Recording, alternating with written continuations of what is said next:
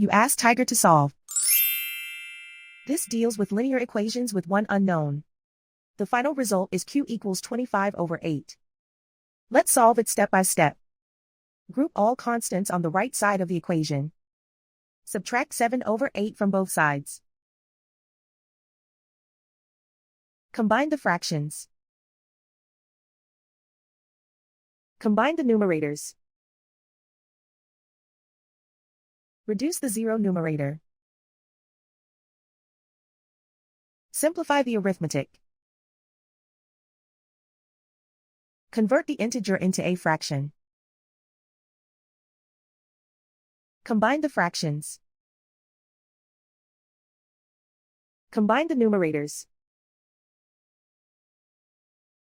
And so the final result is q equals 25 over 8.